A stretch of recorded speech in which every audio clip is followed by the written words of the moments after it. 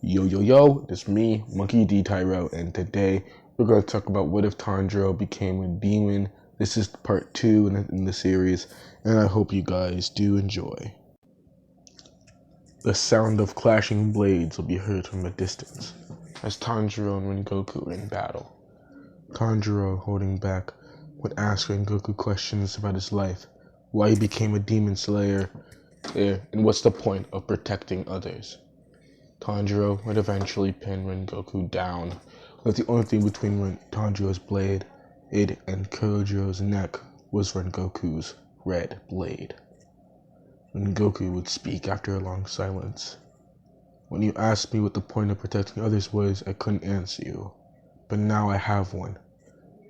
Tanjiro would smile. So you can talk, Tanjiro said playfully. Kyojuro would have a flashback to a memory about his mother.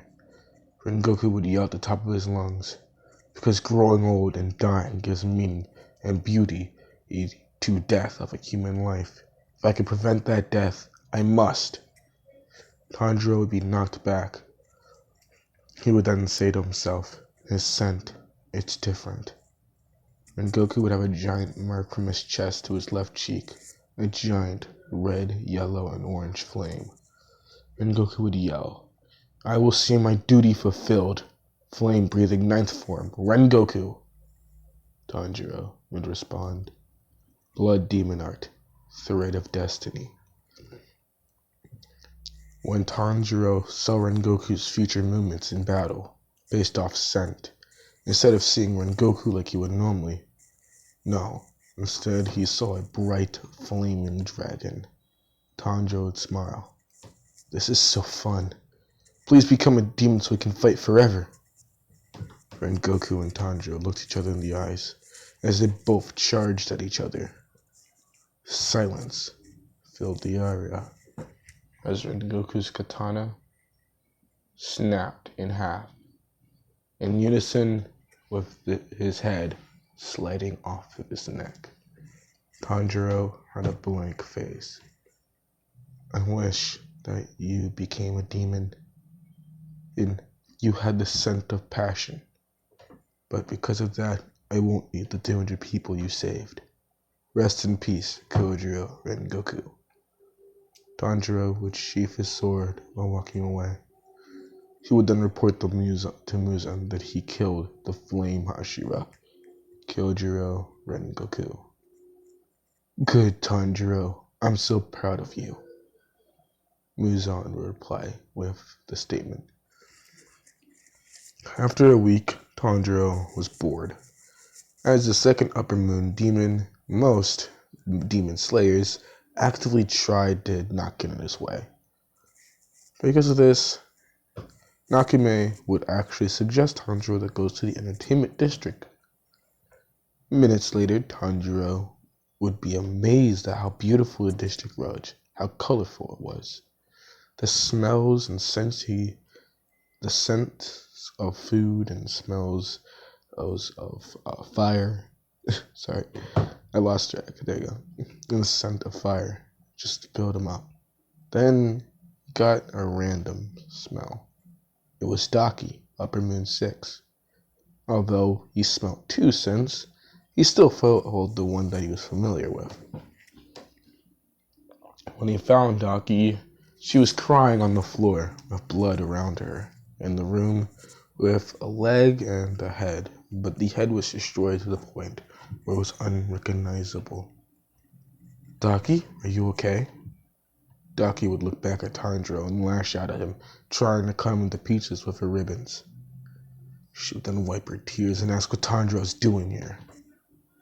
I smelled your scent and I saw that you were crying. She would then try and choke out Tanjiro. She would continue crying. Tanjiro would just smile. Daki would calm down. Tanjiro would then slowly walk towards Daki. So, why are you crying? He would then sit next to her, but he made sure that his body was a lot closer to the ground to not seem like he's trying to show dominance. The whole point of him is trying to calm her down at least. Daki would explain that one of the customers called her ugly, and it just pissed her off. Tanjiro and Daki would talk the night away. Eventually, Tanjiro would bring up the few memories he had as a human before he became a demon. And the one thing that he remembered was that he couldn't do his job, whatever it was, because of a mark on his forehead being deemed ugly and a freak. Tanjiro and Daki will continue talking until Daki eventually fell asleep. But before sleeping, she would tell Tanjiro that his forehead mark looks beautiful. For the next 4 months, Tanjiro and Daki would actually become close friends. Eventually, Tanjiro would meet Daki's older brother, Gyutaro. Tanjiro and Gyutaro actually became fast friends, to the point where Gyutaro would just vow not to go back into Daki until Tanjiro leaves. Him and Tanjiro would have arm wrestling competitions, fight each other, and sometimes even seriously spar to see which one's stronger. Gyutaro knew that he couldn't kill Tanjiro by simply cutting his head off, considering the fact that Tanjiro is a lot stronger than him. But sparring with Tanjiro did give him somewhat fear, but not all the time. When Tanjiro is blatantly obvious about his emotions of being happy, he isn't a threat. But if Gyutaro could even sense one hint of anger, he vowed to stay away. For some reason, the Breathless Sun gave him and Daki chills. But Tanjiro made sure to make it clear that he doesn't have any intention trying to kill them. Eventually, Tanjiro would come back to the entertainment district art. I almost said, I'm keeping that in. That was stupid. Anyway, let's continue. Eventually, Tanjiro would come back to the entertainment district. And it was pretty much dead and night, almost midnight, and he heard a bunch of noise. Bombs, and even a snake. He smelled the scent. It was Daki and Gyutaro, and three unfamiliar scents. He would run towards the district. He would then see a fight between Daki, Gyutaro, and 2 demon slayers. One demon slayer had 2 giant swords with chains on them, and another demon slayer had a snake on his back. The 2 demon slayers were about to cut Daki and Gyutaro's head off, but Tanjiro intervened. Sun breathing, clear blue sky. Tanjiro would cut the blades off of the demon slayers' swords. Sun breathing, although that is a flashy name, I don't recall it. Tell me, are you the new Upper Moon 2? One demon slayer asked. I'm Upper Moon 2, Tanjiro, the sun-breathing demon. And you are going to die.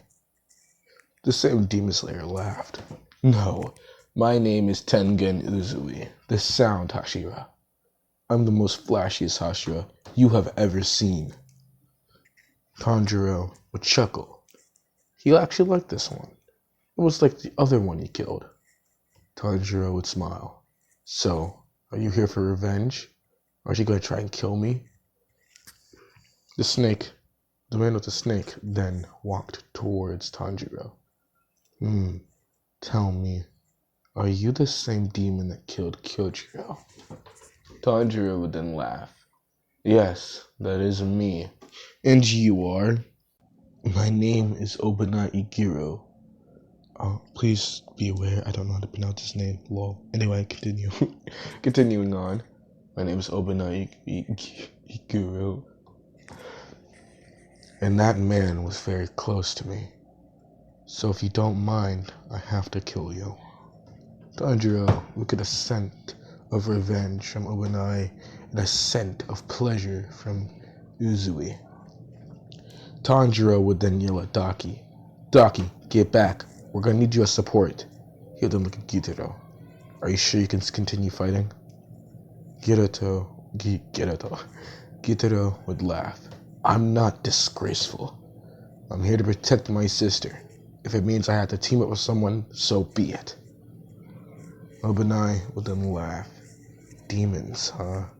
Yet you have familiar bonds.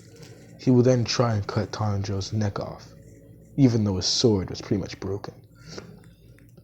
Tanjiro would comment how the sword looked like it could curve.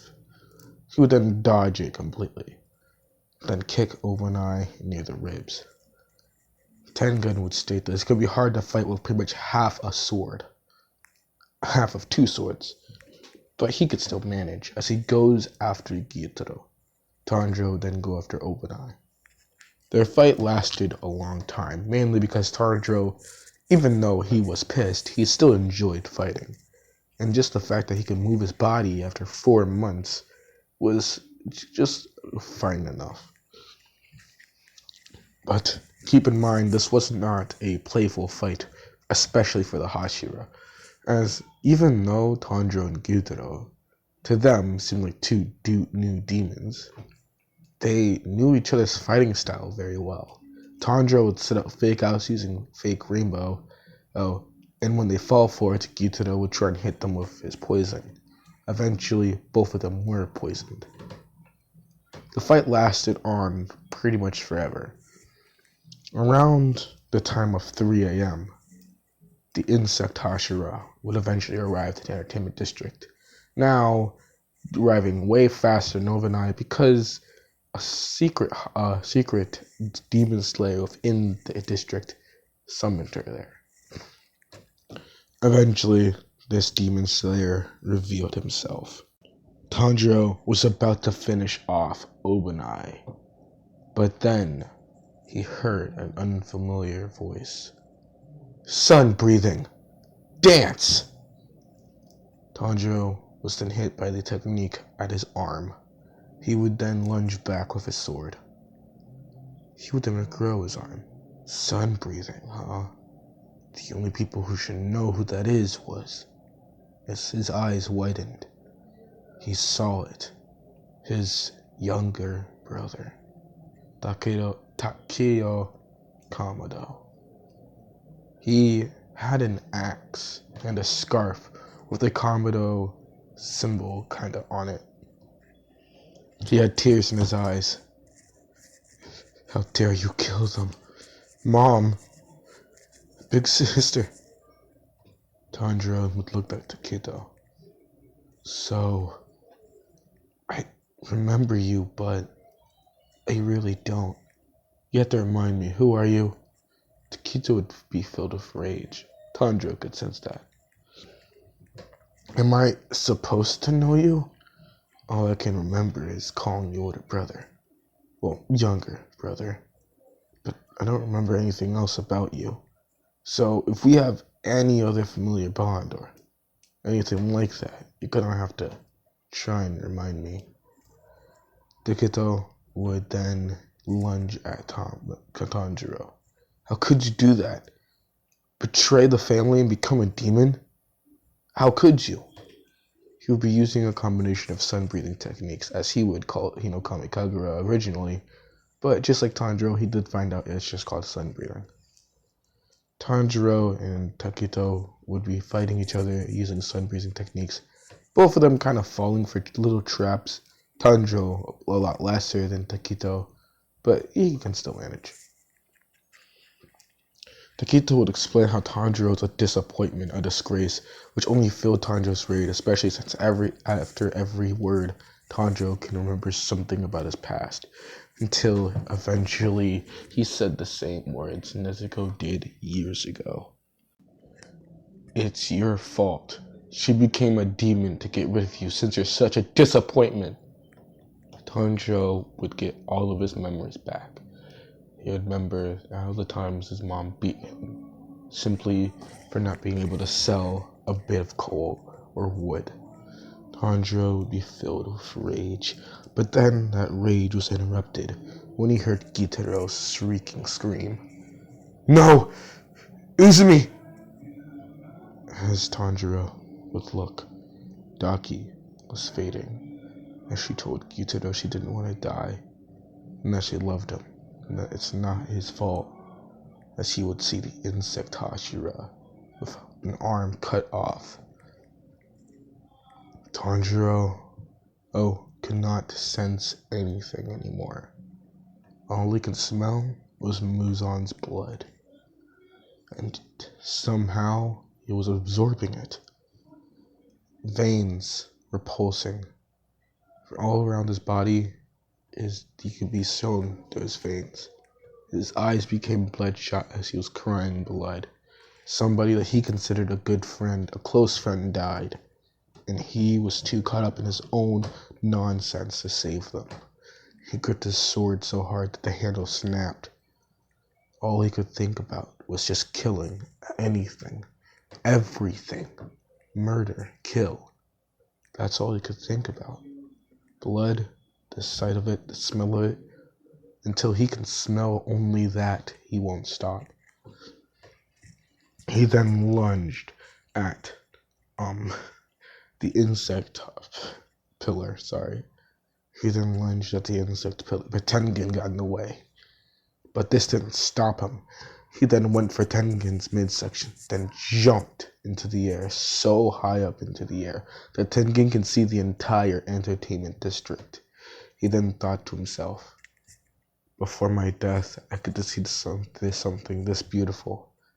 If only my wives were here, it would have made this moment more better. He then closed his eyes, getting ready for a fate that he knew was coming.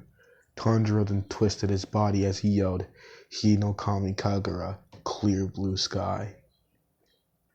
Unlike before, we can control the flames. This time it went rampant.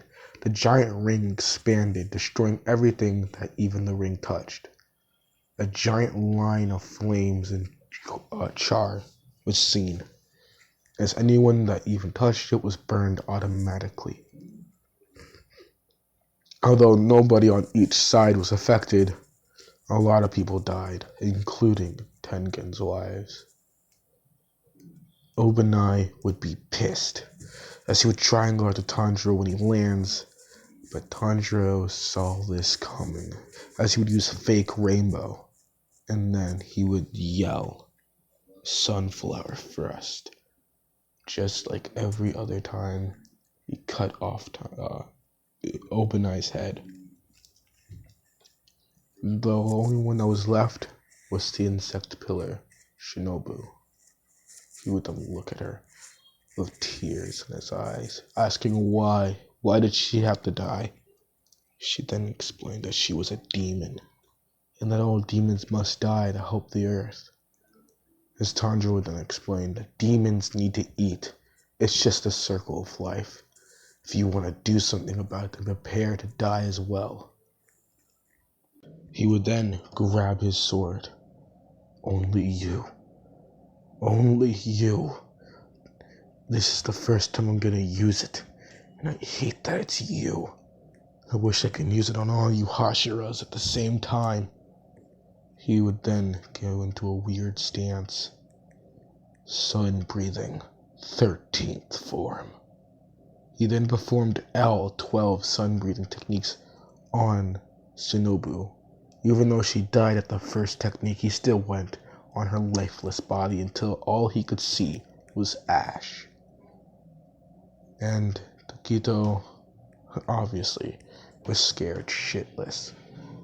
At this point, and the only person that could even sense how dangerous Tanjiro were Takito, Muzan,